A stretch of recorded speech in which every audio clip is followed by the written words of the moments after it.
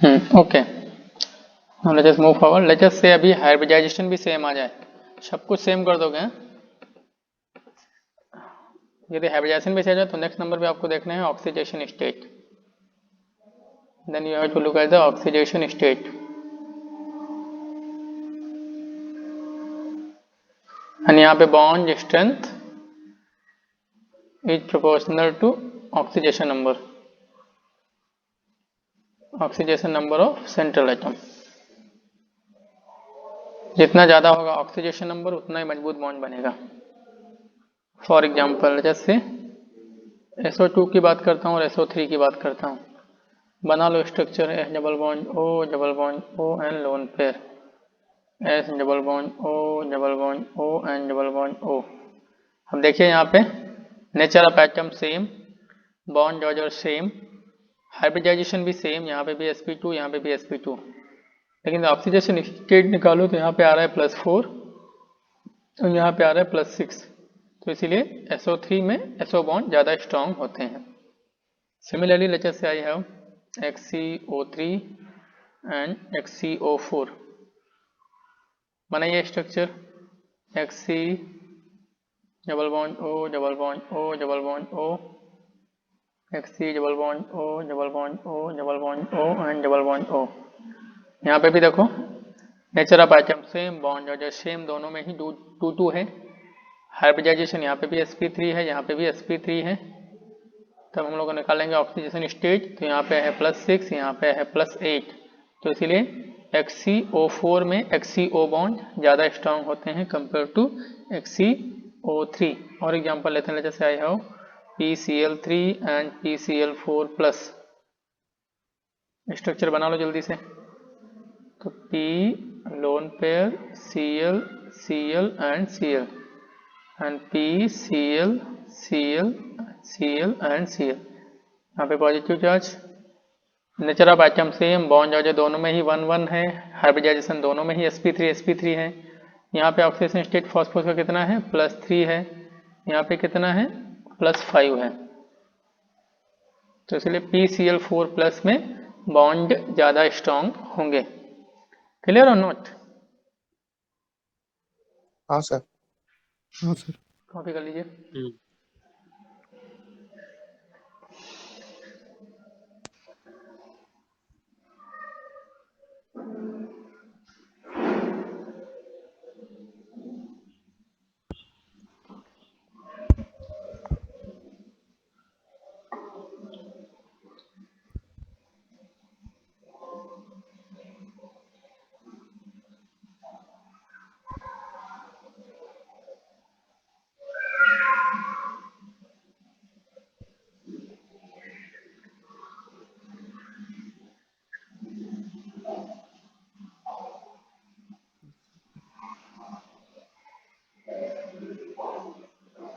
Okay, now एक और होता है आइसोटोपिक इफेक्ट बोलते हैं जिसको, जैसे आपको डिफरेंट आइसोटोप्स कनेक्टेड हैं, सेम एलिमेंट के डिफरेंट आइसोटोप्स हैं। Next is isotopic effect. ज्यादा है, जितना हेवियर आइसोटोप उतना उतना स्ट्रॉन्गर और शॉर्टर। यस, तो आइसोटोपिक इफेक्ट बोल सकते हैं इसको। आइसोटोपिक इफेक्ट का जनरल मतलब होता है आइसोटोप चेंज करने से जो इफेक्ट अराइज होता है। तो आइसोटोपिक इफेक्ट कोई स्पेसिफिक टर्म नहीं है, अलग अलग जगह पे आइसोटोपिक इफेक्ट का मतलब अलग अलग होता है। तो यहाँ पे मैं बॉन्ड स्ट्रेंथ के रेफरेंस में बात कर रहा हूँ, तो यहाँ पे आइसोटोपिक इफेक्ट मतलब आइसोटोप को चेंज करने से बॉन्ड स्ट्रेंथ या बॉन्ड लेंथ पे क्या इफेक्ट पड़ता है। तो यहाँ पे हो जाएगा heavier is the isotope, heavier is isotope, stronger and shorter is the bond, stronger and shorter is bond, right?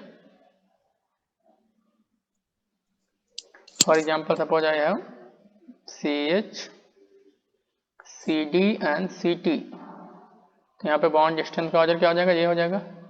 Next suppose I have C12H and C14H, तो यहाँ पे C14 वाले का C12 से ज़्यादा हो जाएगा, right? So this is how do we compare the bond length or bond strength.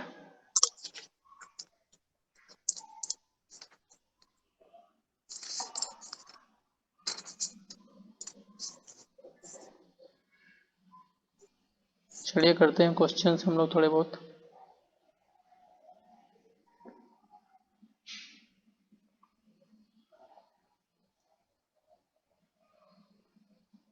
Done. हाँ सर। ठीक है, अच्छा जो questions,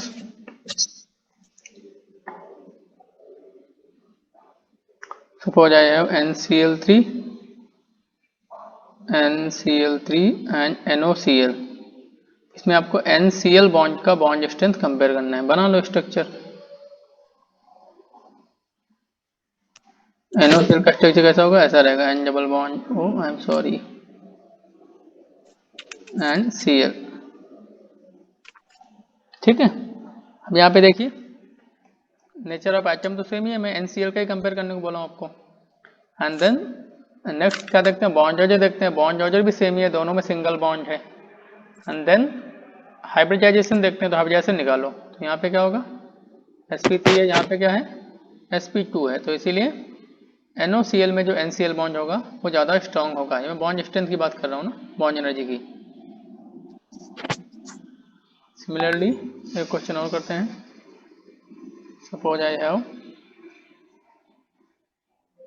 NH2OH, NO2, NO3 minus and NO plus. इसमें हम लोग NO बॉन्ड का बॉन्ड लेंथ या बॉन्ड स्ट्रेंथ कंपेयर करेंगे NO बॉन्ड का। चलिए करते हैं।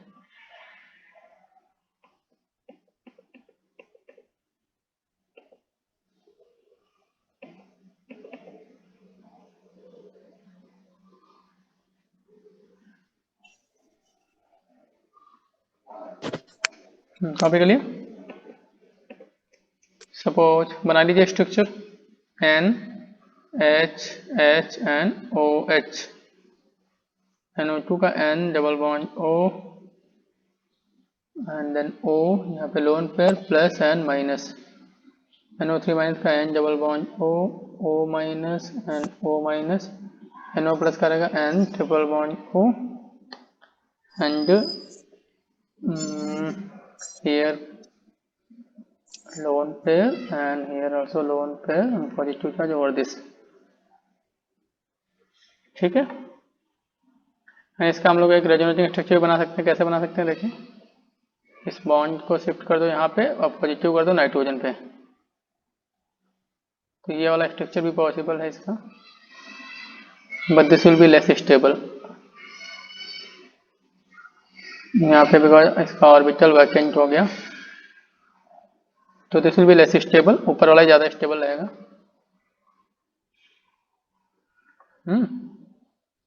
तो यहाँ पे बॉन्ड ऑर्डर यहाँ पे देखिए, सबसे पहले कहते नेचर ऑफ एटम तो सेम ही है ना, you have to look at the bond order. यहाँ पे बॉन्ड ऑर्डर कितना है, 1 है ऑब्वियसली। यहाँ पे बॉन्ड ऑर्डर कितना है, 1.5 है। यहाँ पे बॉन्ड ऑर्डर कितना है, 1.33 है। एंड फॉर श्योर यहाँ पे बॉन्ड ऑर्डर 2 से तो ज़्यादा है ही। यदि इन दोनों का एवरेज भी लेंगे तो it will lie somewhere between 2 and 3, correct. तो whatever it comes but it is greater than 2, right. And exactly निकाल के देखेंगे आपका इसका एमओ थ्योरी से, हम लोग अभी एमओटी पढ़े नहीं है, यदि हम लोग इसको एमओटी से निकाल के देखेंगे तो इसका 2.5 आ जाता है। 2.5 या आई थिंक 3, 2.5 और 3 आता है, what ever, but any way what ever it is, but it must be greater than 2, right. And even 2.5 से भी ज़्यादा ही आएगा, बिकॉज ये रेजोनेटिंग स्ट्रक्चर लेस स्टेबल है, ऊपर वाला ज़्यादा स्टेबल है, तो ऊपर वाले का कंट्रीब्यूशन एवरेज में ज़्यादा रहेगा, तो it will be more than 2.5, तो 3 के आसपास ही आएगा। तो whatever it is but it is more than 2, right. तो NO में सबसे ज़्यादा हो जाएगा बॉन्ड एनर्जी, फिर उसके बाद आएगा NO2 में एंड देन NO3 माइनस में, सबसे कम हो जाएगा NH2OH में। This is the order of bond strength, right. Okay, we'll do one more question. Suppose I have PH3, PH4 plus and PH2 minus। Structure बना लीजिए PHHH, here PHH, H and H, here P H2 minus 2 lone pair and 2H।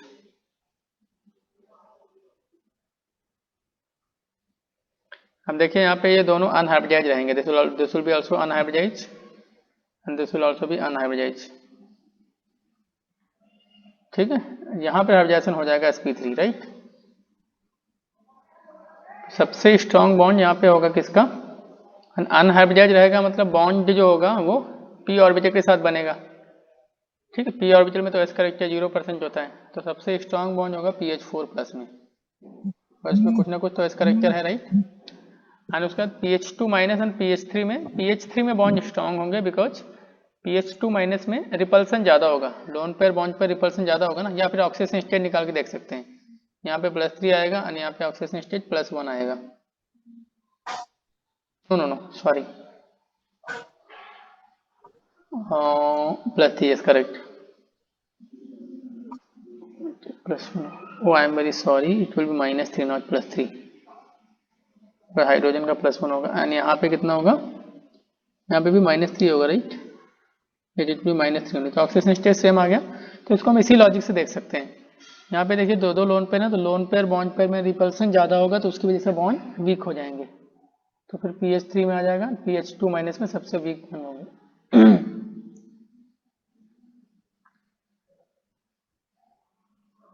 Got the point.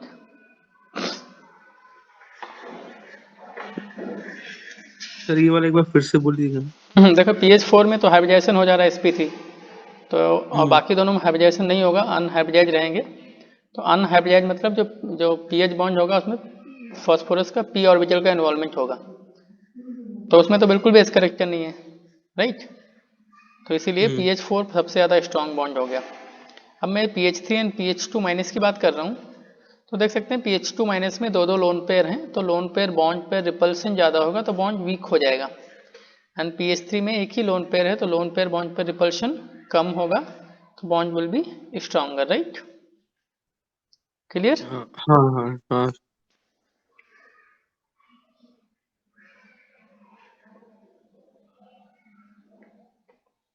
Sir एक बार वो जो question number 1 था ना, वो दिखाइए ना एक बार। ओके, मतलब जो इसके ऊपर वाला था।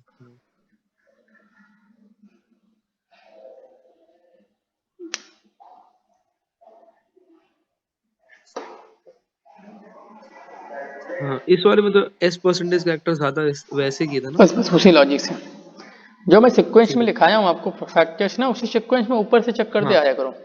क्वेश्चन हाँ। जहाँ पे पॉइंट ऑफ डिफरेंस दिख जाए उधर ही रुक जाओ, बस खत्म। Next topic we will discuss the back bonding. तो back bonding is very mysterious thing, कभी दिखता नहीं है, कितना भी पढ़ लो एग्जाम में बैक बॉन्डिंग कभी नहीं दिखता है, तो पढ़ क्यों ना, ऐसे छोड़ ही देते हैं ना। दिखेगा, बहुत सारे क्वेश्चन प्रैक्टिस करोगे तब दिखेगा।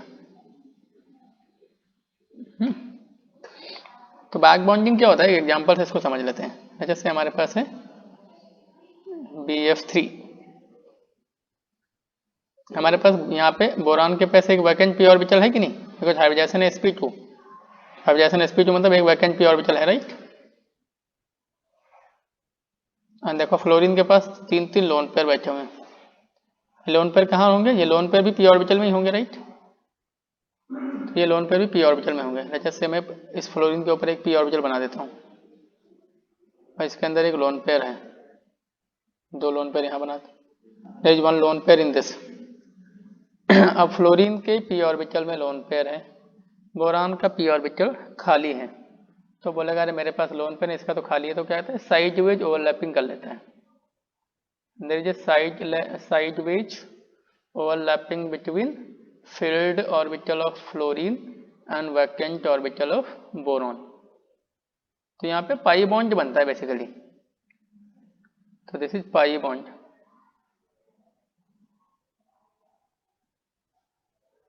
तो इसी को हम लोग बोल देते हैं बैक बॉन्डिंग, राइट। अब यहाँ पे तो आपको ये कोऑर्डिनेट बॉन्ड की तरह लग रहा होगा, तो कोऑर्डिनेट बॉन्ड जो इसमें डिफरेंस क्या है, कोऑर्डिनेट बॉन्ड जो होता है वो सिग्मा बॉन्ड होता है, पहली बात तो ये, and this is a pi bond. Coordinate bond में भी एक ऑर्बिटल फिल्ड होती है एंड दूसरी ऑर्बिटल वैकेंट होती है तो एक फील्ड एंड दूसरी वैकेंट ऑर्बिटल के बीच में ओवरलैपिंग होती है, but coordinate bond is sigma bond, और यहाँ पे ये पाई बॉन्ड है। कोऑर्डिनेट बॉन्ड कौन सा बॉन्ड होता है, वो सिग्मा रहता है, बट बैक बॉन्डिंग में पाई बॉन्डिंग होती है। This is pi bonding.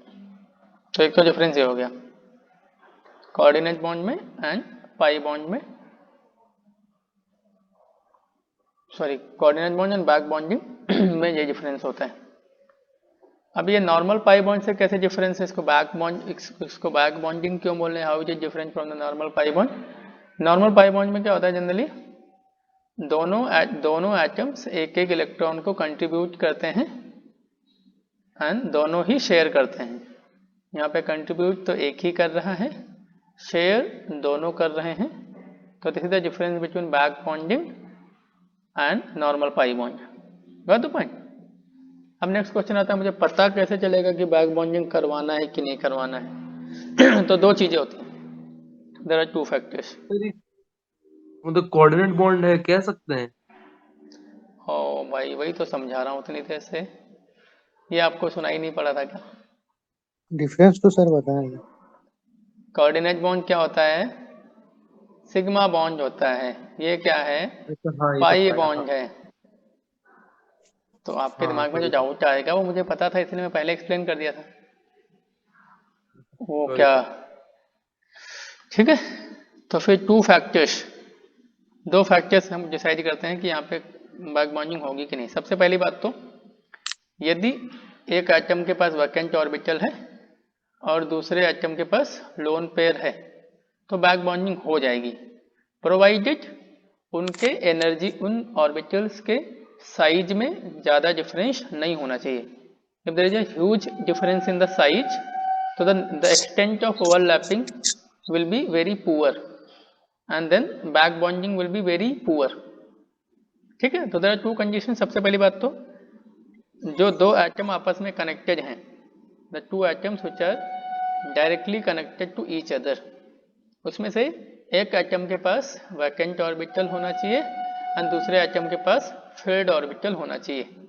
And second thing, उन दोनों ऑर्बिटल के बीच में ज़्यादा एनर्जी डिफरेंस नहीं होना चाहिए, और वी कैन से उन दोनों ऑर्बिटल के साइज में ज़्यादा डिफरेंस नहीं होना चाहिए, साइज कंपेरेबल होने चाहिए।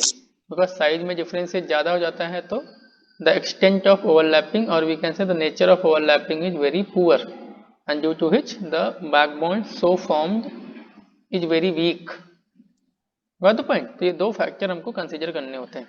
जैसे यहाँ पे देखो, तो ये बोरान है और ये फ्लोरीन है, दोनों एक दूसरे के साथ डायरेक्टली कनेक्टेड हैं। बोरान के पास जो वैकेंट ऑर्बिटल है वो भी 2p है एंड फ्लोरीन के पास जो फील्ड ऑर्बिटल है वो भी 2p है। अब 2p एनर्जी सेम हो गई, तो इसलिए यहाँ पे जो ओवरलैपिंग होती है वो बहुत ही ज़बरदस्त क्वालिटी की होती है। ठीक है, तो ये चीज़ समझ आई। अभी आइडेंटिफाई कर लेंगे बैक बॉन्डिंग कहाँ पे होगी कहाँ पे नहीं होगी। तो नीचे एक लिख लेना एक स्टेटमेंट, यहाँ पे कंडीशन करके लिख लेते हैं। कंडीशन क्या है बैक बॉन्डिंग की, two atoms directly connected to each other. ऐसा नहीं एक यहाँ पे है दूसरा बीच में कोई दूसरा एटम एक्स है लेजस से एंड तीसरा एटम लेजस से बाजू में है, लेजस से यहाँ पे कोई ए एटम है एंड फिर इधर हाथ मिलवा रहे हो ना एक के सर के ऊपर से ना, ऐसे नहीं करवाना है। Two atom directly connected to each other, तो एटम दोनों डायरेक्टली एक दूसरे से डायरेक्टली कनेक्टेड होने चाहिए। One has vacant orbital and another filled orbital.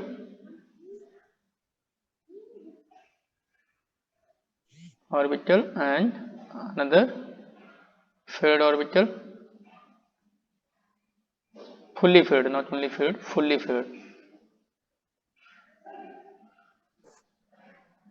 And orbitals should have comparable energy और comparable size energy दोनों एक दूसरे के प्रोपोर्शनल होते हैं, कुछ भी बोल सकते हैं। Orbitals should have comparable size।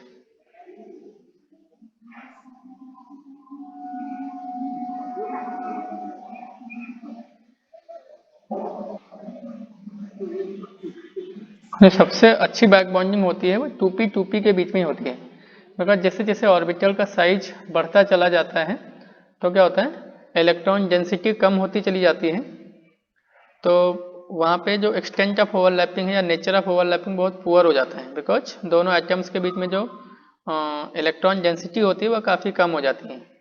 यदि न्यूक्लियस के बीच में इलेक्ट्रॉन डेंसिटी जितना कम होता जाएगा बॉन्ड भी उतना वीक होता चला जाएगा। तो जितना छोटा ऑर्बिटल होगा उतना ही अच्छा बैक बॉन्डिंग होगा, बिकॉज छोटा ऑर्बिटल इलेक्ट्रॉन डेंसिटी ज़्यादा तो ओवरलैपिंग बहुत अच्छी होती है। ओवरलैपिंग अच्छी होने से हमारा मतलब क्या है, अच्छे होने से मतलब यह है कि न्यूक्लियस के बीच में इलेक्ट्रॉन डेंसिटी काफ़ी ज़्यादा रहती है, तो बॉन्ड भी खूब स्ट्रांग बनता है। जैसे जैसे साइज ऑर्बिटल का साइज बढ़ता चला जाएगा तो इलेक्ट्रॉन डेंसिटी कम होती चली जाती है, तो फिर न्यूक्लियस तो वहाँ पे जो ओवरलैपिंग है that is not very effective, तो इसलिए बैक बॉन्ड जो बनते हैं और we can say the extent of back bonding decreases. ये बातें समझ आई कि नहीं? हाँ समझ सर। गया। और सबसे अच्छा 2p में ही होता है। कॉपी कर लिया? हाँ सर। ठीक है। अब ये बैक बॉन्डिंग 4 टाइप की होती है। This is of 4 types. One is p pi, next one is d pi p, ठीक है, and then your p pi d pi, p pi d pi, and then next is d pi d pi। ये 4 type की होती है। सबसे बड़ा हम लोग देखते हैं p pi back bonding, p pi back bonding. ये नोमेनक्लेचर का मतलब क्या होता है? ये नोमेनक्लेचर सिंपली रिप्रेजेंट करता है कि यहाँ पे जो पहला ऑर्बिटल होता है वो रिप्रेजेंट करता है डोनर एटम को और दूसरा ऑर्बिटल रिप्रेजेंट करता है एक्सेप्टर एटम को। तो first one is donor and second one is acceptor. इसका मतलब क्या हुआ, यहाँ पे lone pair is present in p orbital of donor atom, right? p orbital of donor atom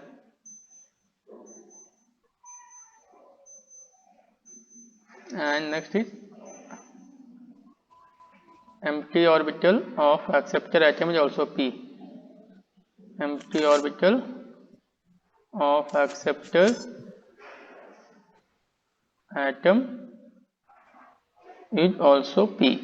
ये सिग्निफिकेंस होता है नोमेनक्लेचर का। पहला वाला जो ऑर्बिटल है वो डोनर होता है, दूसरा वाला एक्सेप्टर होता है। मैं p pi बोलने का मतलब क्या है, डोनर एटम भी p है, डोनर एटम का ऑर्बिटल भी p है एंड एक्सेप्टर एटम का ऑर्बिटल भी p है। जब मैं d pi p pi बोल रहा हूँ मतलब डोनर एटम का ऑर्बिटल है d, एक्सेप्टर का है p। p pi d pi बोल रहा हूँ मतलब डोनर का p, एक्सेप्टर का d, एंड d pi मतलब दोनों का ही d है, राइट? ठीक है, चलिए हम लोग कुछ इसके एप्लीकेशन देखते हैं। व्हाट आर एप्लीकेशंस ऑफ, तो पहले p pi के एप्लीकेशन देखता हूँ। एक मिनट रुकिएगा ना, कॉपी कर।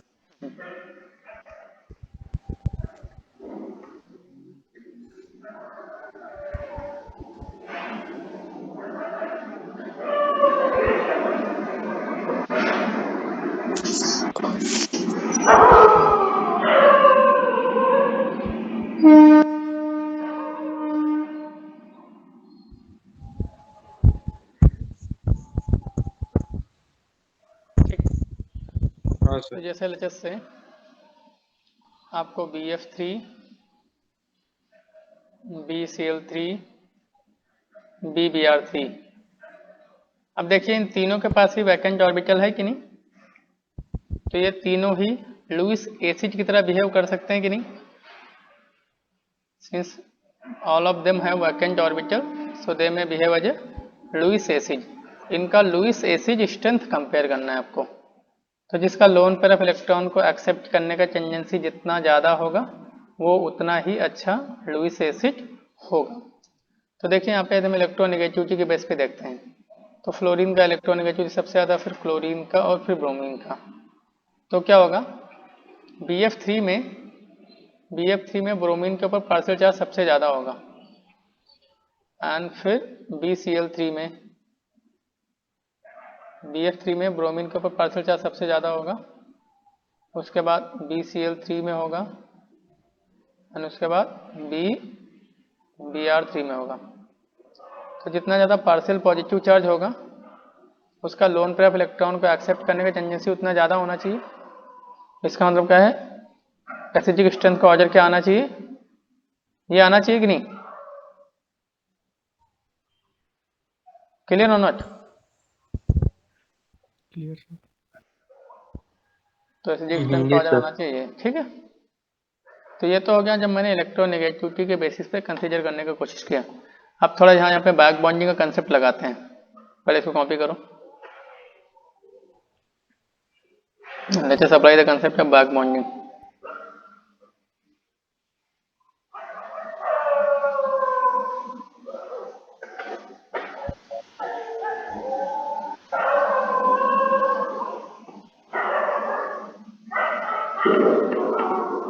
कॉपी कर लिया? नहीं सर। हाँ सर, कर लिए सर। ठीक है, देखें BF3,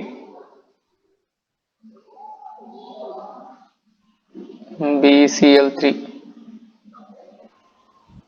एंड BBr3।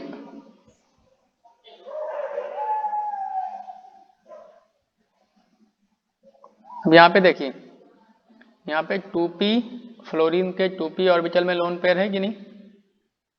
फ्लोरीन के 2p में है, क्लोरीन के 3p में है, एंड ब्रोमीन के 4p में है।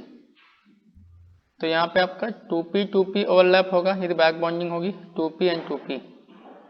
यहाँ पे 3p 2p होगा, एंड यहाँ पे 4p 2p होगा। तो सबसे अच्छा बैक बॉन्डिंग यहाँ पे हो रहा है, फिर यहाँ पे सबसे पुअर यहाँ पे हो रहा है। फिर बैक बॉन्डिंग के थ्रू ये इलेक्ट्रॉन एक्सेप्ट कर लेगा, तो फिर बाहर से इलेक्ट्रॉन एक्सेप्ट करने का टेंडेंसी कम हो जाएगा कि नहीं? जो कटिंग में पॉइंट, हाँ हाँ सर। सर। ठीक है। अब यहाँ पे बैक बॉन्डिंग सबसे अच्छी होगी बिकॉज 2p ओवरलैप है, यहाँ पे 3p 2p है एंड 4p 2p। जितना ज़्यादा ऑर्बिटल के बीच में साइज डिफरेंस बढ़ता चला जाता है, ओवरलैपिंग उतना ही पुअर होता चला जाता है। सबसे अच्छा बैक बॉन्डिंग, तो बाहर से इलेक्ट्रॉन एक्सेप्ट करने की टेंडेंसी सबसे कम, तो ये सबसे पुअर लुईस एसिड हो गया। This is on the basis of back bonding. Electronegativity and back bonding दोनों से अलग अलग आंसर आ रहे हैं, किसके आंसर को मानूं बताइए? बैक बॉन्डिंग ना। ऑब्वियसली बैक बॉन्डिंग के आंसर को मानेंगे बिकॉज इलेक्ट्रोनेगेटिविटी में इलेक्ट्रॉन्स का पार्शियल डिस्प्लेसमेंट होता है, बैक बॉन्डिंग में इलेक्ट्रॉन का कंप्लीट डीलोकलाइजेशन हो गया। ये वैसे ही हो गया जैसे इंजेक्टिव इफेक्ट होता है और रेजोनेंस होता है। तो इलेक्ट्रोनेगेटिविटी वाला वो क्या हुआ, इंजेक्टिव इफेक्ट है। ये बैक बॉन्डिंग क्या है, बेसिकली ये रेजोनेंस हो रहा है। तो रेजोनेंस में इलेक्ट्रॉन का कंप्लीट डीलोकलाइजेशन हो रहा है एंड वहाँ पे पार्शियल डिस्प्लेसमेंट हो रहा है। तो ऑब्वियसली कंप्लीट डीलोकलाइजेशन का जो इफेक्ट होगा वो पार्शियल डिस्प्लेसमेंट से ज़्यादा होगा। तो बैक बॉन्डिंग वाला आंसर कंसिडर करेंगे एंड पीछे जो लिखा है उसको आगे लिख के कट कर देना।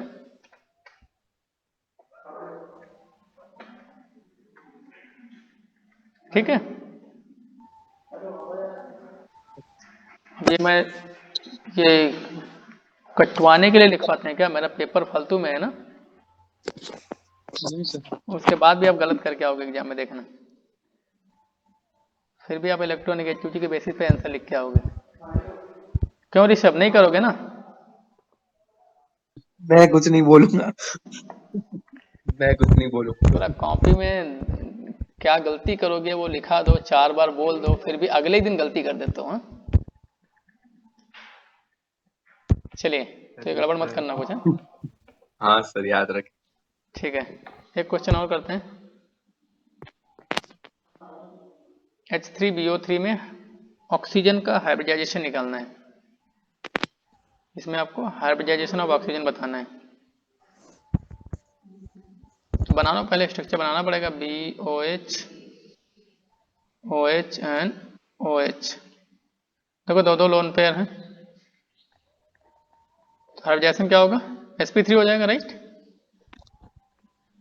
देखने से तो ऐसा लग रहा है sp3 होगा, बट sp3 नहीं होगा, बिकॉज यहाँ पे जो एक लोन पेयर है वो इसके बोरान के साथ बैक बॉन्डिंग कर लेगा, और हमको पता है जो लोन पेयर डीलोकलाइजेशन में चला जाता है उसको हम लोग हाइब्रिडाइजेशन में काउंट नहीं नहीं करते हैं। लेकिन सर एक ही ऑक्सीजन का तो करेगा, बाकी सबका तो नहीं करेगा ना। एट ए टाइम एक ही ऑक्सीजन का करेगा, लेकिन कर सकता है तीनों का ना। तो एट ए टाइम ऑब्वियसली एक का ही करेगा, बट तीनों के ही करने की पॉसिबिलिटी है, तो इसीलिए तीनों का हाइब्रिडाइजेशन क्या हो जाएगा, sp2 हो जाएगा। बात तो पॉइंट, रीजन क्या है, पी पाई बैक बॉन्डिंग, सबका रीजन तो वही है। अब कैसे है वो रीजन वो बस बताना है। ठीक है, B3O6 3 माइनस, इसका साइक्लिक स्ट्रक्चर होता है, मुझे पता है साइक्लिक स्ट्रक्चर होता है, साइक्लिक 6 मेंबर्ड रिंग बनती है, साइक्लिक हाँ 6 मेंबर्ड रिंग बनती है ये। अब वो रिंग कैसी होगी, वो रिंग होगी आपकी प्लेनर, या वो रिंग होगी चेयर शेप, या फिर बोट शेप,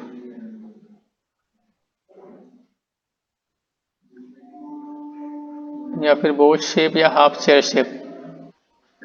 प्लेनर ही होती है ना सर वो। कैसे, हमने वैसे किया ना, आंख बंद किया और मेडिटेट किया, प्लेनर दिख गया ना। नहीं नहीं सर याद है। हाँ तब ठीक है, शायद। आंसर सही है आपका। सर वो तो जैसे लास्ट क्वेश्चन से इसमें हाइब्रिडाइजेशन निकालते हैं। बस बस एग्जैक्टली वैसे ही करना हाँ हाँ है यार। हाँ मेथड वही। ठीक है, आंसर तो सब में वही होगा, अभी तो ठीक है याद आ जा रहा है, बाद में भूल जाओगे सब। अब देखिए क्या हो रहा है यहाँ पे, ये तीनों ही ऑक्सीजन बैक बॉन्डिंग कर सकते हैं, तो इन तीनों ही ऑक्सीजन का हाइब्रिडाइजेशन क्या हो जाएगा, sp2 sp2 एंड sp2। ये बोरॉन का तो ऑलरेडी sp2 है ही, sp2 ही है ये तो और ये प्लेनर ही। सारे sp2 हैं तो प्लेनर ही रहेगा ना, तो ये प्लेनर हो जाएगा राइट। ठीक है, क्वेश्चन यही सब पूछे जाए घूम फिर को, नया नहीं पूछा जाता है, बस क्लास के नोट्स के क्वेश्चन ध्यान रखा करो बस। इनऑर्गेनिक में कुछ नया नहीं बनता है।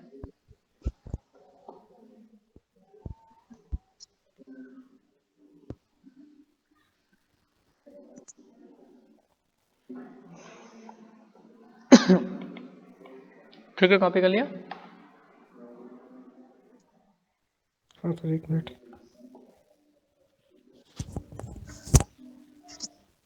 हाँ हो गया सर।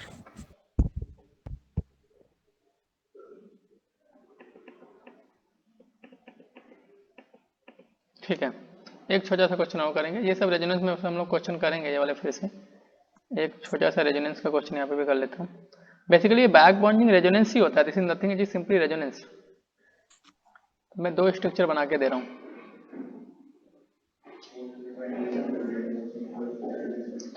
ठीक है, एक में ऑक्सीजन यहाँ बैठा हुआ है, एक में ऑक्सीजन यहाँ बैठा हुआ है, बताइए इन दोनों में कौन सा ज्यादा स्टेबल है। स्टेबिलिटी कैसे निकालते हैं, जिसका पॉजिटिव चार्ज जितना कम वो जितना ज्यादा स्टेबल राइट। यदि स्पीशीज के ऊपर जितने ज्यादा चार्जेज रहते हैं उसका स्टेबिलिटी उतना कम हो जाता है। ठीक है, अब देखिए यहाँ पे ये लोन पेयर बैठा हुआ है, यानी कार्बन आप देख सकते हैं, इस कार्बन का हाइब्रिडाइजेशन निकालेंगे sp2 आएगा, इसके बाद एक वैकेंट p होगी, यहाँ पे p pi back bonding and resonance के थ्रू पॉजिटिव चार्ज को मिनिमाइज कर देगा वो और खत्म कर देगा जो भी है, यानी यहाँ पे कोई भी रेजोनेंस नहीं हो पाएगी, तो इसलिए ये ज्यादा स्टेबल है, यहाँ पे नो p पाई बैक बॉन्डिंग। क्लियर। तो इस तरीके से एप्लीकेशन बेस्ड क्वेश्चन यहाँ से आते हैं। अगला बैक बॉन्डिंग देखते हैं हम लोग, p pi and d pi, p pi d pi back bonding.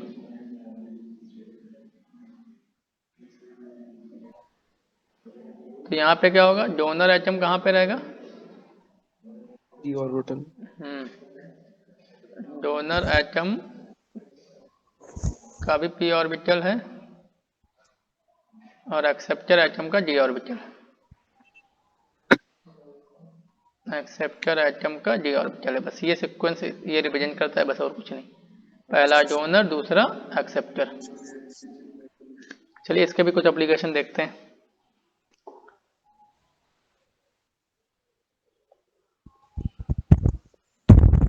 पहला क्वेश्चन है thermal stability of oxo anions of chlorine.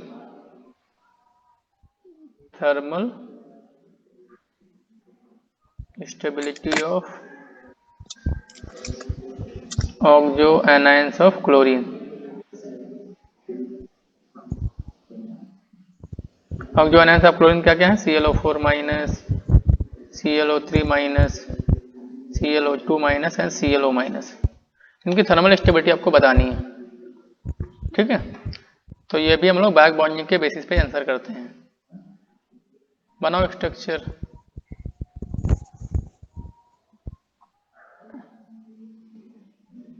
I am very sorry.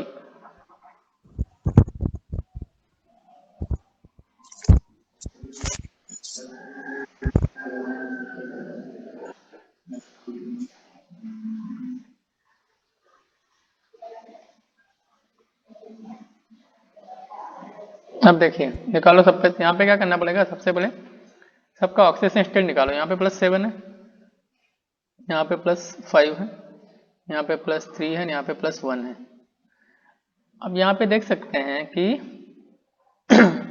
जितना ज़्यादा ऑक्सीडेशन स्टेट होगा, जितना ज़्यादा ऑक्सीडेशन स्टेट होगा तो सेंट्रल एटम के ऊपर जो ऑर्बिटल हैं वो उतना ज़्यादा कांटेक्ट हो जाएंगी कि नहीं? और ऑर्बिटल जितना ज़्यादा कांटेक्ट हो जाएंगे उनका एनर्जी उतना कम हो जाएगा,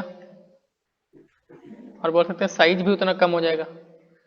तो उसकी वजह से क्या होगा? जो पाई बॉन्ड बन रहे हैं ना, ये पाई बॉन्ड उतना ज़्यादा स्ट्रॉन्ग बनेंगे।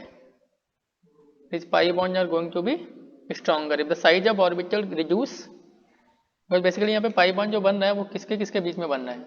जितने भी सब में ही पाई बॉन्ड बन रहा है आपका 2p of oxygen and 3g of chlorine. 2p of oxygen and 3g of chlorine के बीच में बॉन्ड बनना है। तो ऑल्दो सब में ही 3g है, बट ऑक्सीडेशन स्टेट जितना ज़्यादा होगा ये 3g का एनर्जी उतना कम हो जाएगा। तो इस 3g का एनर्जी जितना कम होगा उतना ही अच्छा पाई बॉन्ड बनेगा, और जितना मजबूत बनेगा पाई बॉन्ड थर्मल स्टेबिलिटी उतनी ज़्यादा होगी कि नहीं? समझ आ रहा है कि नहीं? होगी सर। बस तो वही रीजन है। तो थर्मल स्टेबिलिटी का औजार क्या हो जाएगा? ये हो जाएगा।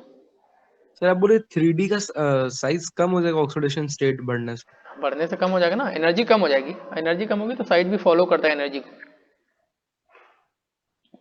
अच्छा गॉट द पॉइंट? बताया था ना वही रीजन जो आपको ड्रैगो रूम में बताया था। पॉजिटिव चार्ज आने की वजह से ऑर्बिटल गेट कॉन्ट्रैक्टेड हैव जैसे पॉसिबल। तो सेम यहाँ पे भी होता है। पॉजिटिव अच्छा चार्ज हाँ आता है, जितना ज़्यादा पॉजिटिव चार्ज उतना ज़्यादा ऑर्बिटल कॉन्ट्रैक्ट हो जाएंगी। जितना ज़्यादा ऑर्बिटल कॉन्ट्रैक्ट होंगी उतना उनका एनर्जी कम हो जाएगा। जितना कम एनर्जी होता है उतना अच्छा उतना कम एनर्जी डिफरेंस हो जाएगा, और जितना कम एनर्जी डिफरेंस उतना अच्छा ओवरलैपिंग, उतने मजबूत बॉन्ड, उतनी ज़्यादा स्टेबिलिटी। बात समझ आ रही कि नहीं? हाँ सर। ठीक है। अब एग्जाम में क्वेश्चन आएगा, आपको सपना आएगा क्या यहाँ पे बैक बॉन्डिंग से करना है? पहले नहीं किए होंगे तो नहीं कर पाएंगे। एक बार करने से नहीं होता, जब बार बार किए होंगे तब एग्जाम में जाके रिमाइंड होगा। हम तो एक बार पढ़ लेते हैं, हमको सब याद रहता है। क्यों? नहीं चलिए अगला करिए। 2 कंपाउंड दे रहा हूँ, OCH3CH3 और दूसरा है SiH3 एंड SiH3। अब इनमें बॉन्ड एंगल कंपेयर करना है आपको। यह जो compare bond angle. Bond angle compare करने के 2 क्राइटेरिया बताए थे आपको। पहला बताया था कि निकालो हाइब्रिडाइजेशन, तो इसका भी हाइब्रिडाइजेशन sp3, इसका भी हाइब्रिडाइजेशन sp3। दूसरा क्या जगह बताया था? फिर देखो लोन पेयर, इसमें भी 2 लोन पेयर, इसमें भी 2 लोन पेयर। सर ये तो दोनों सेम आ गया, अब कैसे देखूं? फिर कुछ जुगाड़ लगाने पड़ते हैं, ये दोनों सर सेम आ वो जाते हैं। तो अब पहले देखो, Si3H3 में बैक बॉन्डिंग होगा ना। नहीं बैक बॉन्डिंग तो ठीक है, पहले सिंपल लॉजिक लगाओ। ये CH3 एंड CH3 ये छोटे छोटे ग्रुप हैं, एंड SiH3 थोड़े बड़े बड़े ग्रुप हैं। तो ये बड़े बड़े ग्रुप हैं तो इसमें वंजर वॉल रिपल्सन ज़्यादा होगा, यहाँ पे मोर वंजर वॉल रिपल्सन। ये ग्रुप आपस में रिपल करेंगे कि नहीं? हाँ सर। मोर वंडर वॉल रिपल्शन। तो उसके वजह से ये ग्रुप दूर दूर चले जाएंगे, दूर दूर चले जाएंगे तो बॉन्ड एंगल बढ़ जाएगा कि नहीं? तो इसका बॉन्ड एंगल इससे ज्यादा हो गया। रीजन क्या है? मोर स्टेरिक रिपल्सन, मोर स्टेरिक रिपल्सन। आपको बैक बॉन्डिंग नहीं भी पता होता तो एटलीस्ट इसके बेसिस पे तो आपको करना चाहिए था। अब देख लेते हैं बैक बॉन्डिंग भी। तो यहाँ पे देखो ना, इसके पास वैकेंट डी ऑर्बिटल है कि नहीं? सिलिकॉन थर्ड पेज का एलिमेंट वैकेंट डी है, यहाँ पे वैकेंट डी नहीं है, वैकेंट डी एब्सेंट है। तो इसीलिए यहाँ पे क्या हो जाएगा? यहाँ पे पी पाई, इसके पास लोन पेयर, इसके पास वैकेंट डी, तो पी पाई डी पाई बैक बॉन्डिंग हो जाएगा कि नहीं? पी पाई डी पाई बैक बॉन्डिंग हो जाएगा तो क्या हो जाएगा? इसका हाइब्रिडाइजेशन या तो sp हो जाएगा या sp2 या sp भी हो सकता है, बिकॉज जैसे एक लोन पे इसके साथ कर लिया, एक इसके साथ कर लिया, करें तो इधर sp2 और sp, एंड इसका क्या है? sp3 है, तो दोनों ही केस में इसका एंगल ज्यादा हो गया कि नहीं? तो due to p pi d pi back bonding in second, hybridisation becomes इधर sp2 और sp, तो बॉन्ड एंगल बढ़ जाएगा, 120 हो जाएगा या 180 हो जाएगा, राइट? समझे?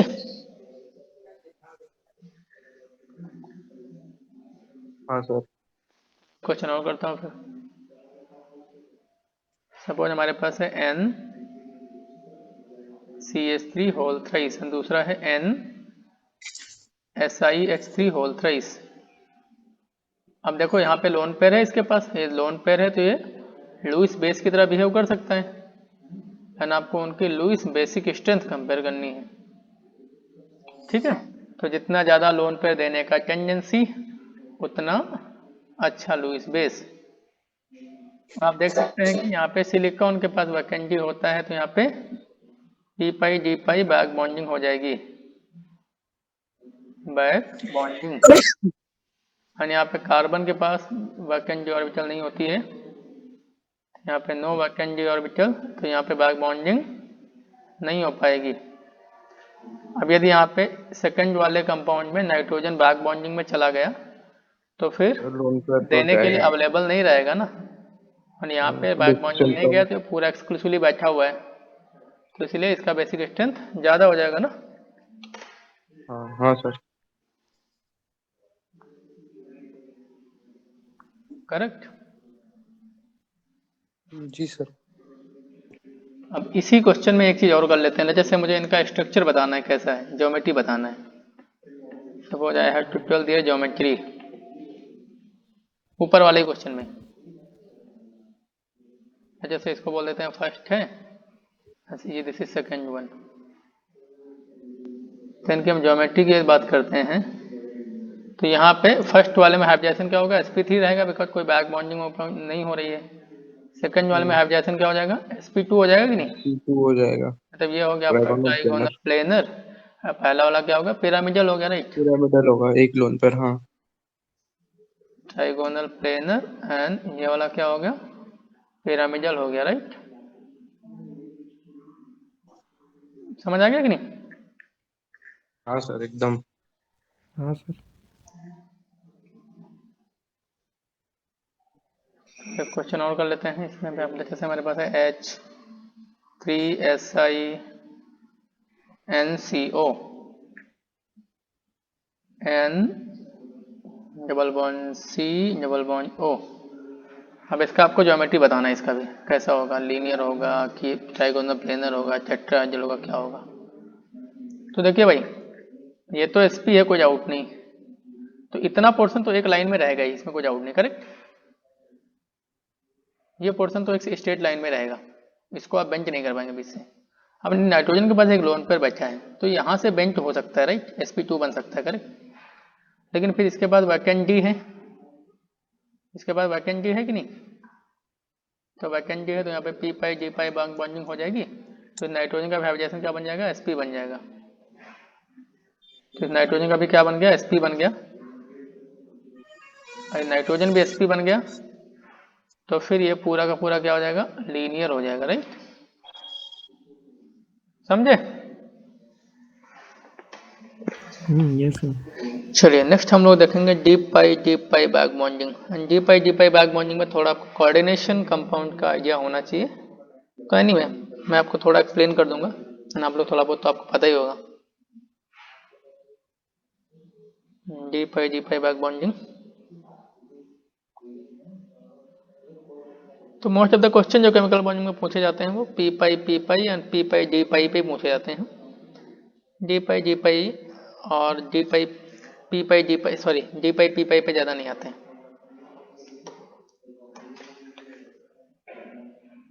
चलिए नेक्स्ट हम लोग देख लेते हैं डी पाई।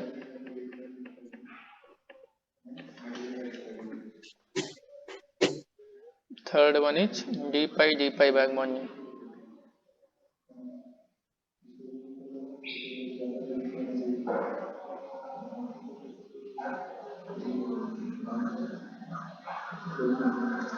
ठीक है, अभी देखो यहाँ पे क्वेश्चन लिख लेना, फिर क्वेश्चन के थ्रू हम लोग समझने की कोशिश करेंगे। राइट डाउन फॉस्फीन बोले तो PH3। Phosphine does not form complex with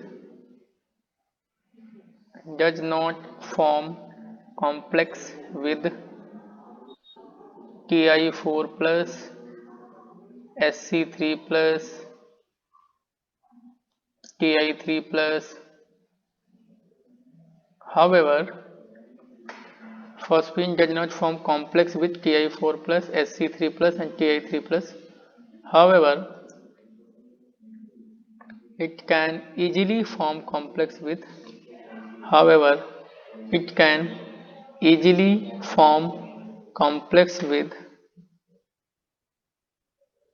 Ni2 plus Pg2 plus. However, it can easily form complex with Ni2 plus Pg2 plus Pt2 plus. जो फॉस्फीन है वो titanium 4 plus scandium 3 plus and titanium 3 plus के साथ complex नहीं बनाता है, जबकि वो nickel 2 plus palladium 2 plus and platinum 2 plus के साथ बना लेता है। कारण बताओ। तो देखिए रीजन क्या होता है, देखिए यहाँ पे स्कैंडियम 3 प्लस का कॉन्फ़िगरेशन लिखो तो आर्गन, और इसके पास 3 इलेक्ट्रॉन थे, 3 के तीनों गायब हो गए तो 3d0 बचा। राइट, टाइटेनियम 3 प्लस का लिखो तो आर्गन 3d1 हो जाएगा। 3d1 एंड टाइटेनियम 4 प्लस का लिखो सो आर्गन 3d0 हो जाएगा। 4 थे, चारों के चारों उड़ा दिए, आर्गन 3d0। यहाँ पे निकल 2 प्लस का लिखते हैं तो निकल 2 प्लस में s इलेक्ट्रॉन गायब हो जाएंगे, लेकिन सारे के सारे G बने रहेंगे तो 3d8 हो गया। फिर निकल के नीचे आता है palladium, palladium 2 plus, argon sorry not argon, argon krypton 4d8 and platinum 2 plus xenon 5d8। 5d8। अब बेसिकली जब कॉम्प्लेक्स बनता है तो क्या होता है, देखिए यहाँ पे जब कॉम्प्लेक्स बनता है तो क्या होता है, लेट्स से Na है, Na को NH3 ने अपना लोन पेयर दिया कोऑर्डिनेट बॉन्ड के थ्रू, फिर क्या होता है sorry PH3 not Na, PH3। अभी यहाँ पे इधर से भी PH3 ने जैसे इलेक्ट्रॉन दे दिया, निकल का कोऑर्डिनेशन नंबर 4 होता है जनरली, इधर से भी PH3 ने दे दिया और इधर से भी PH3 ने दे दिया। तो let's say 4 lone pair electron accept करने के बाद निकल के ऊपर इलेक्ट्रॉन डेंसिटी खूब ज़्यादा हो जाएगी, और इलेक्ट्रॉन डेंसिटी ज़्यादा होने की वजह से इंटर इलेक्ट्रॉनिक रिपल्सन इतना ज़्यादा हो जाएगा कि अनस्टेबल बन जाएगा। पूरा 8 इलेक्ट्रॉन एक्सेप्ट कर लिया, परेशान हो जाएगा ना। तो अभी क्या होता है, वो स्टेबलाइज होने के लिए क्या करता है, इस फॉस्फोरस के पास वैकेंट डी ऑर्बिटल हैं, राइट, इसके पास वैकेंट डी ऑर्बिटल हैं, और इसके डी ऑर्बिटल में लोन पेयर ऑफ इलेक्ट्रॉन है कि नहीं, इसके डी ऑर्बिटल में लोन पेयर इलेक्ट्रॉन है और इसके पास वैकेंट डी ऑर्बिटल है। तो अभी क्या कर लेता है, ये बैक बॉन्डिंग के थ्रू इसको इलेक्ट्रॉन दे देता है। और जब इसको इलेक्ट्रॉन दे देता तो क्या हो जाता है, यहाँ पे ये जो बॉन्ड है इनमें डबल बॉन्ड करेक्टर आ जाता है, राइट। यहाँ पे बॉन्ड में क्या आता है, डबल बॉन्ड करेक्टर आ जाता है। एंड डबल बॉन्ड करेक्टर आने की वजह से बॉन्ड मजबूत बन जाता है, एंड बॉन्ड मजबूत हो जाता है, कॉम्प्लेक्स भी क्या हो जाता है, स्टेबल हो जाता है। दो रीजन है, एक तो ये इलेक्ट्रॉन डोनेट कर दिया तो इसके ऊपर इलेक्ट्रॉन का डेंसिटी थोड़ा सा कम हो गया कि नहीं, निकल के ऊपर इलेक्ट्रॉन डेंसिटी कम हो गया। एंड सेकेंड रीजन है कि यहाँ पे डबल बॉन्ड करेक्टर आ गया, तो डबल बॉन्ड करेक्टर आने की वजह से बॉन्ड मजबूत हो गया, बॉन्ड मजबूत हो गया तो ऑब्वियसली स्टेबिलिटी बढ़ जाएगी कि नहीं बढ़ जाएगी। हाँ लेकिन यहाँ पे देखो ये लोग क्या करेंगे, इनका तो पूरा बराबर। जिंदगी है ना वो पूरा बर्बाद है ना, तो इनके पास इलेक्ट्रॉन ही नहीं है, तो इलेक्ट्रॉन नहीं होने की वजह से बैक बॉन्डिंग नहीं कर पाते हैं, बैक बॉन्डिंग नहीं कर पाएंगे तो क्या होगा, इस बॉन्ड में डबल बॉन्ड करेक्टर नहीं आ पाएगा, डबल बॉन्ड करेक्टर नहीं आ पाएगा तो बॉन्ड काफी वीक रहेगा, टूट जाएगा, पर तो बनेगा ही नहीं, को बोलोगे हम तो जबरदस्ती बनाएंगे, कोशिश किए तो फिर जैसे ही आप फोर्स हटाओगे वो फिर से टूट जाएगा, राइट। तो रीजन समझ आ गया। सर एक बार फिर से बोल दीजिए ना। ठीक है बोल देता हूँ। देखो तो यहाँ पे क्या किया, इस निकेल को कोऑर्डिनेट बॉन्ड के थ्रू 4 फास्फोरस ने अपना अपना लोन पेयर दे दिया। अब लोन पेयर के देने के बाद यहाँ पे निकल total 4 loan pair of electron को एक्सेप्ट करने के बाद निकल के ऊपर इलेक्ट्रॉन डेंसिटी काफ़ी ज़्यादा बढ़ जाती है, तो इंटर इलेक्ट्रॉनिक रिपल्सन खूब ज़्यादा बढ़ जाएगा। इंटर इलेक्ट्रॉनिक रिपल्सन बढ़ने की वजह से ये कॉम्प्लेक्स स्टेबल नहीं रह पाएगा, it will not be stable.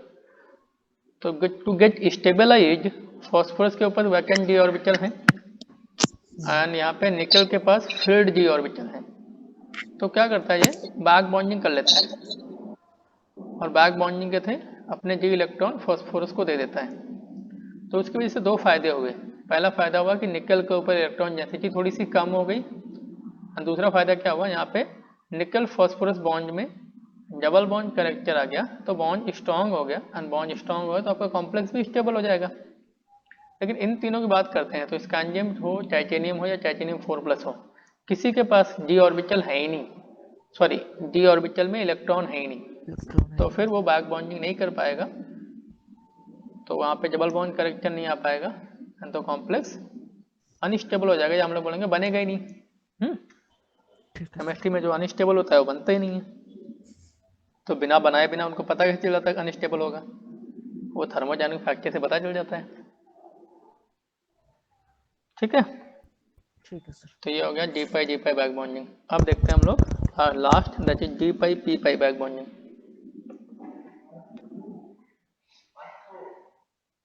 Sir इसको नोट करने दे दीजिए। कॉपी कर लीजिए, no problem। मैं जो बोला हूँ उसको आप अपने वर्ड में लिख भी सकते हैं।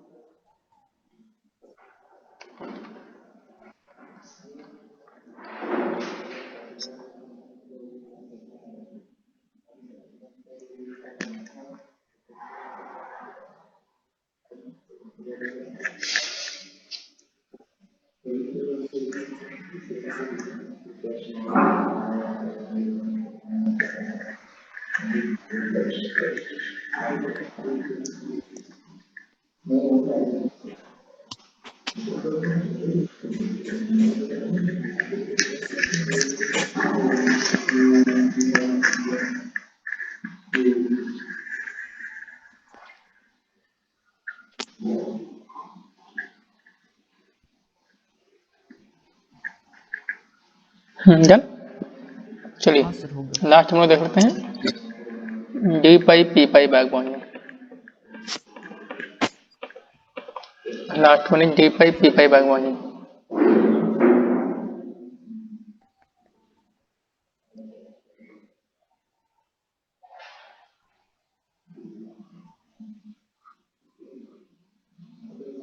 ठीक है, तो डी पाई पी पाई बैक बॉन्डिंग में भी कॉम्प्लेक्स वाला कंसेप्ट आता है, तो हम लोग एक कॉम्प्लेक्स के थ्रू ही इसको समझने की कोशिश करेंगे। जैसे आई हैव कॉम्प्लेक्स ZnCN4-, इसमें भी सेम चीज होती है एग्जैक्टली, ZnCN4 2-। यहाँ पे जिंक का ऑक्सीडेशन स्टेट निकालेंगे तो 2+ आएगा, इलेक्ट्रॉनिक कन्फिग्रेशन क्या हो जाएगा आर्गन 3d10। यहाँ पे क्या होता है, जिंक 4 साइनाइड से 4 लोन पेयर ऑफ इलेक्ट्रॉन को एक्सेप्ट कर लेता है। एक्सेप्ट तो कर लिया, अब एक्सेप्ट करने के बाद इसके ऊपर इलेक्ट्रॉन डेंसिटी काफ़ी ज़्यादा हो जाएगी अभी।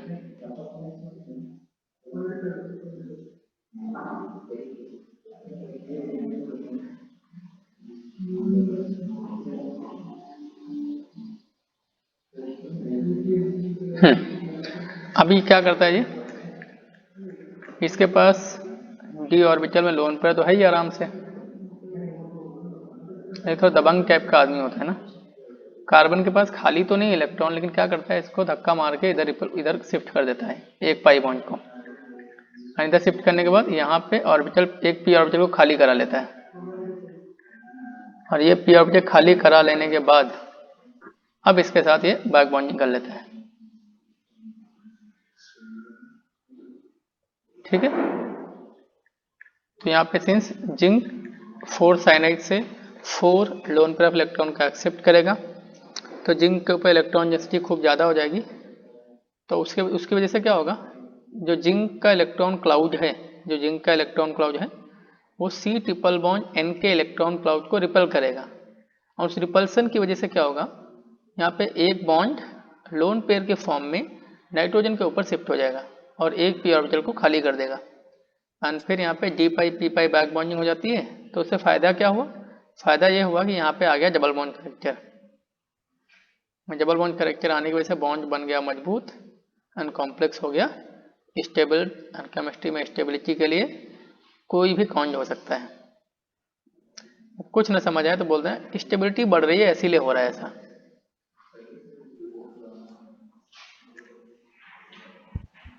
समझ आ गया कि नहीं? हाँ सर आगे। हाँ सर। चलिए अब हम लोग नेक्स्ट पढ़ेंगे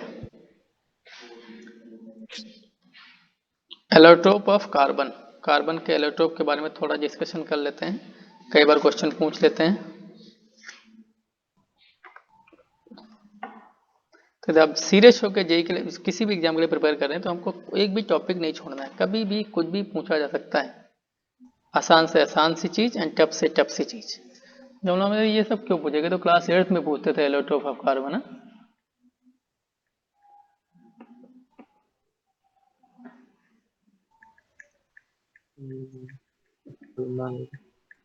कॉपीड। चलो नेक्स्ट डिस्कस कर लेते हैं एलोट्रोप्स ऑफ कार्बन।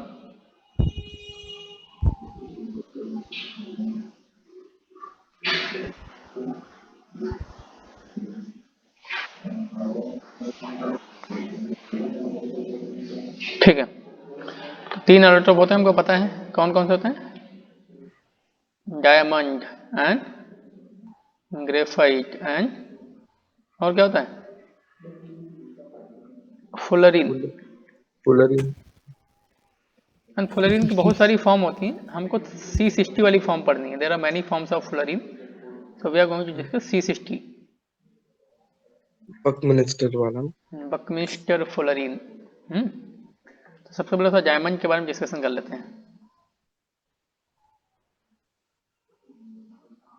ठीक है, तो डायमंड में क्या होता है, ऐसे कार्बन होता है बीच में, और हर एक कार्बन sp3 हाइब्रिडाइज होता है, हर एक कार्बन sp3 हाइब्रिडाइज होता है, और बाकी 4 और कार्बन से जुड़ा हुआ होता है वो।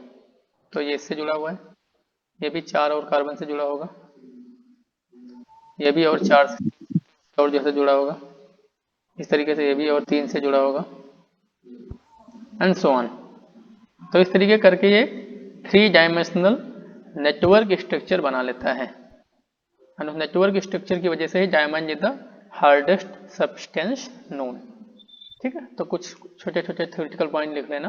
पहला पॉइंट लिखना, each carbon atom is sp3 hybridized each carbon atom is sp3 hybridized